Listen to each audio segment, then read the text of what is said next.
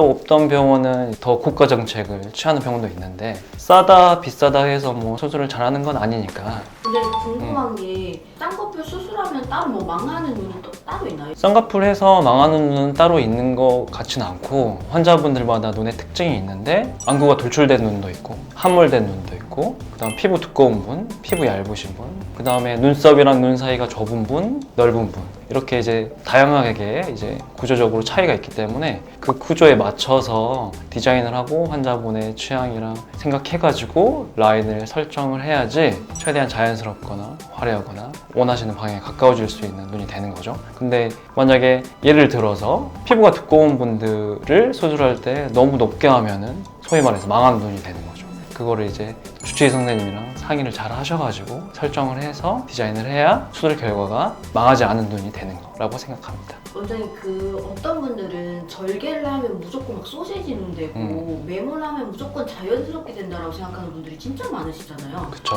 네, 그게 진짜 맞는 걸까요, 원장님? 절개를 해도 자연스럽게 되는 경우가 있고 매몰을 해도 부자연스럽게 되는 경우가 있어요. 아무튼 절개를 하든 매몰을 하든 자연스럽게 라인을 만드는 게 중요하고 그거는 눈의 특징에 따라서 같이 디자인을 하는 거죠.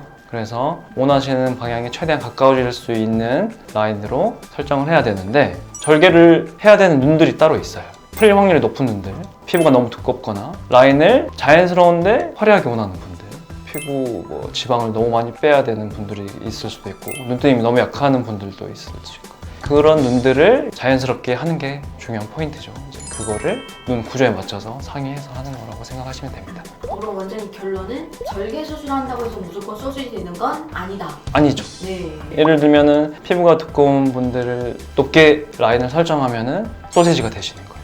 근데 원장님 쌍꺼풀이 한쪽만 있는 경우도 있잖아요. 이럴 경우에는 저는 뭐 왼쪽만 하고 싶어요 라고 해서 한쪽만 해도 되는 건지 아니면 무조건 양쪽 같이 해야 되는 건가요? 상황에 따라서 이제 한쪽만 하는 경우도 있지만 일반적으로 제 원칙은 양쪽을 같이 하는 거를 원칙으로 삼고 있어요.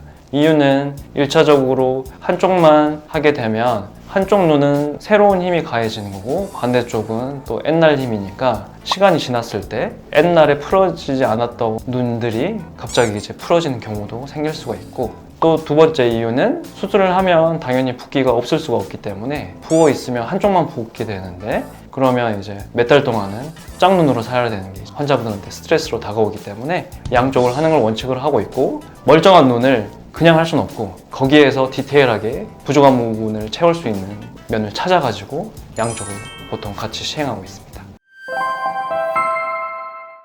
요즘 원장님 되게 자려한 눈이라고 되게 유행하잖아요. 자연스러우면서도 화려한 눈인데 이런 경우에는 쌍꺼풀만 해도 되는 건지 아니면 트임도 같이 해야 되는 건지 너무 궁금하거든요. 결론은 트임이 필요한 눈이면 트임을 같이 병행을 하면 자려한 눈이 가까워질 수 있는 거고 틀 게 하나도 없는 눈들이 있을 수 있잖아요. 그런 눈들은 뭐 쌍꺼풀만 해도 그런 눈이 나올 수 있으니까 눈 상태에 따라서 결정하시면 될 것 같습니다. 그럼 원장님 결론은 자려한 눈으로 하고 싶다고 하면 무조건 꼭 트임을 해야 되는 건 꼭 무조건은 그런 건 아니죠. 네. 네. 원장님 보니까 쌍꺼풀 수술 비용이 병원마다 너무 달라요. 그게 왜 그런 걸까요?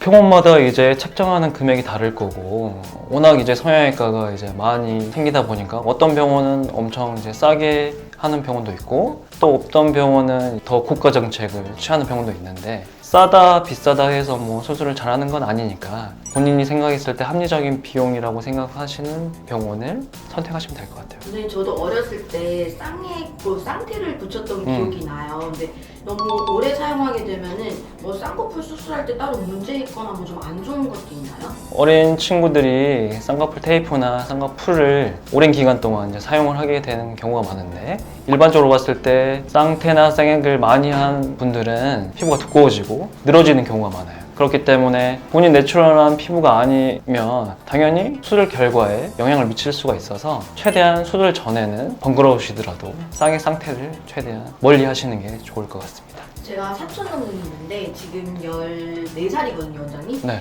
쌍수 할 수 있는 그런 나이가 따로 있는 건가요? 의학적으로 봤을 때 눈 성장은 중학교 1학년, 넓게 잡으면 2학년 그 전에는 이제 끝나기 때문에 쌍꺼풀 수술할 시기는 뭐 중1 이후부터는 가능해요, 의학적으로는. 그렇기 때문에 만약에 그 시기 때 계속 쌍액 상태를 많이 붙여서 뭐 쌍꺼풀을 인위적으로 만들고 다니는 것보다는 꼭 필요한 눈이라고 생각이 되면 그때 이후부터는 수술을 할 수 있는 시기라고 보면 됩니다.